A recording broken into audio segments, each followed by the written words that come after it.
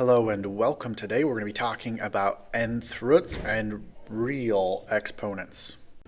Our objective today is I can simplify expressions in radical form. So if we're putting things in radical form, it would be very smart to understand what is a radical. And it refers to an expression that includes a root symbol. So root symbol is something like this, which is the most common one, which is a square root. But radicals can represent any root, such as cube roots, fourth roots, and so on. So a cube root would look like this with a 3 in the corner. A fourth root would have a 4 in the corner.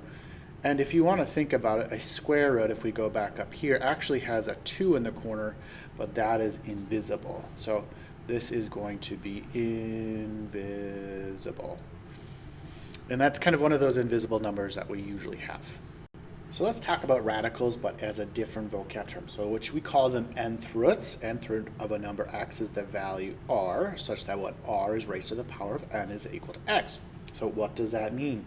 So if I highlight this, if we have r is equal to the nth root of x, that means that if we take r to the nth power, it's actually equal to x. So quick example. So if I do the third root of 8, what that means is I'm going to do r to the n, which, by the way, this is equal to 2. So if we have 2 to that third power, that is going to be equal to 8, which it is. So basically, if you think about it, the r, which is 2 here, and the n, which is the 3, so 2 to the third is actually equal to 8. So 2 to the third is actually equal to 8. And that's what an nth root is and how you'd use it. This will apply and go into exponential equations and logarithms eventually, but that's how it is. And this is also applicable with negative numbers too. So if we do the third root of negative 8, this is actually equal to negative 2.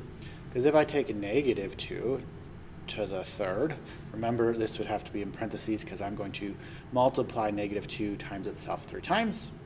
Because it's negative 2 times negative 2 times negative 2, which will actually give me, oops, sorry, I need my writing tool, which is equal to negative 8. Now, if we think about a square root or fourth root of negative numbers, instead of like a cube root, which is this third here, if I do like the cube root of negative 9, this is actually imaginary because I can't say negative 3 times negative 3 is positive. It's positive 9, not negative 9, and if I do 3 times 3, it's also positive 9. So we can't do this same kind of thing here because we'd always get a positive number for our answer when we kind of put it in this form. Okay, so let's do a quick example here, a square root of a perfect square monomial. It's just one term. We're going to simplify this as far as we can, and we're going to assume that the variable y represents a positive real number. That means this will not be negative, otherwise we would need an absolute value symbol in some of the cases. And we'll talk more about that later. There is a rule we're going to be talking about. So it's a square root rule. So if we have a comma b greater than equal to 0, the square root of a times b is actually equal to the square root of a times the square root of b. So that is a rule. It's called the product rule of roots. So we're going to do that with this. So we're going to rewrite this as the square root of 36 times the square root of y to the fourth. So now what we can do is we can simplify this and simplify this. So let's go ahead and do that, which is square root of 36 if you know. Let's put an equal sign here, by the way. The square root of 36 is 6 because 6 times 6 is 36. And then what is the square root of y to the fourth? Well, I like thinking of it like this. There's a little 2 in the corner here. And what I'm going to do is like how many 2's go inside of this? So what is 4 divided by 2? Well, that's just 2 of them. So this is actually equal to y squared. Or where did I get that again? We're going to do the 4 divided by 2, which is equal to 2. That's where that little, let's put that in green, the green 2 came from. Another way you could think of that is if I do y to the fourth, the square root of this is equal to y squared, and then the square root, which the square root and the square kind of reduce each other, and you're left with y squared. So that is another way of thinking about it. And we're kind of doing it with that division. We're doing 4 divided by 2 here. And then we're going to talk about what happens if there's a remainder. So this is our final simplified answer here. So we're going to simplify a higher root of a whole number. So what is the fourth root of 48? The biggest thing we need to do is break down 48. So I like to use a tower method. You can also use a tree method where you can go like this. But I'm going to go ahead and do a tower method, and I'll show you that. So 48 is what I'm starting with, and I'm going to know, or I know it's even, so I can divide by 2. So if I divide by 2, I get 24. So I still see it's even, so I'm going to divide by 2 again, which I get 12. It's still even again. I divide by 2 again. I get 6. I divide by 2 again because it's still even, and then I get 3. And now 3 is odd, but I can divide 3 by 3, which now gives me all the way down to 1. And that's where I stop. This right here, and let me highlight it, right here are the numbers I want. Those are my prime factorization numbers. So if I think about this, we could rewrite this all as the fourth root of, well, we have 1, 2, 3, 4 2's. So it's 2 to the fourth. There's 4 of those 2's, and there's just 1, 3. Now, if we multiply it out, 2 to the fourth times 3, that should be 48, so you can always double check that. If I rewrite this again by that product rule, we do the fourth root of 2 to the 4, and then we're going to do the fourth root of 3. It's really nice because those are both 4, and those would undo each other, and we're just left with the 2. So it's kind of like a canceling out. So in this case, we're left with 2, and the fourth root of 3 kind of just tags along, and this is my final answer. So let's now do the fifth root of 96v to the 12th power. So let's start with the 96. We divide by 2, we get 48, which we are already there from the last slide. You just keep dividing by 2, get 24, 12, we get 6, so 2, 2, and then we get 3. So what we're left with is now 5 of those. So now we have the fifth root of 2 to the 5th times 3.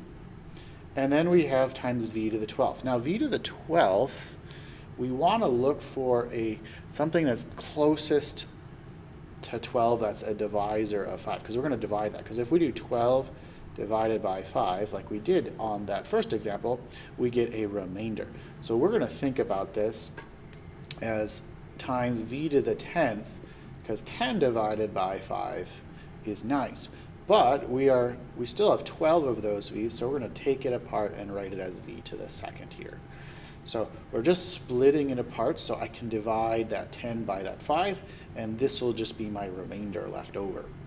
Now we are going to rewrite this as that fifth root of 2 to the 5th, the fifth root of 3, this fifth root of v to the 10th, and the fifth root of v squared, which we can simplify this, and we can simplify this, and these are not simplifiable, but we can put them back together.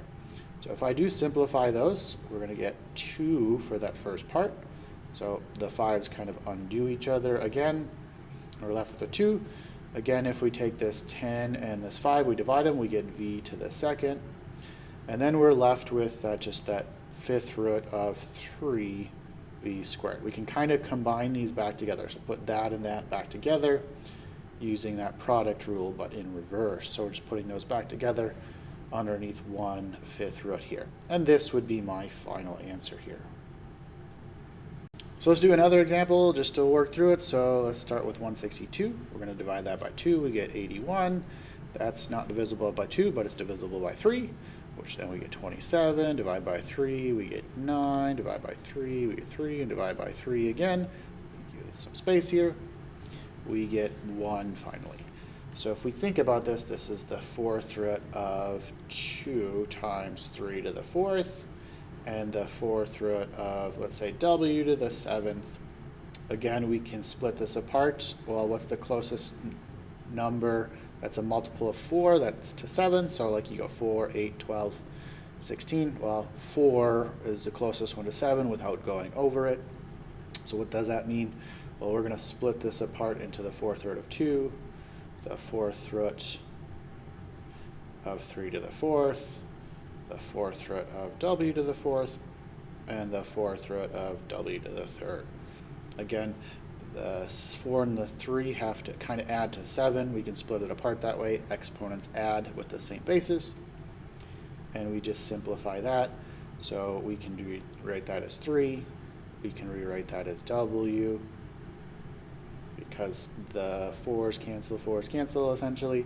And then we just combine both of those back together to have this 4th root of the 2 and the w to the 3rd. So what I'd like you to do here is try both of these, pause it. I will have an answer shortly for both of these. So if you tried it, you should have got 2 times the 5th root of 6. Remember, we just combined that 2 times 3 back together as 6.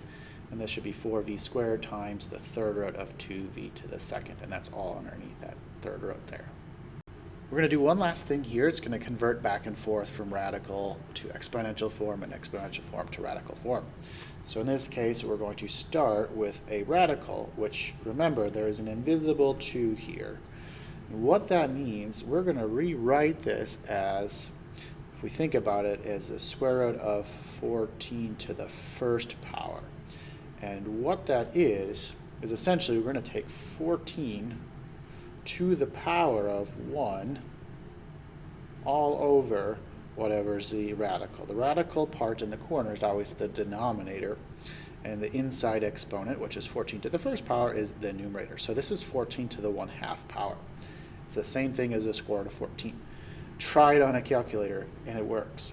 Now the other way around, remember the bottom is going to be that radical. So like whatever's on the bottom will be this radical. So this is equal to the 6th root, because the bottom is 6.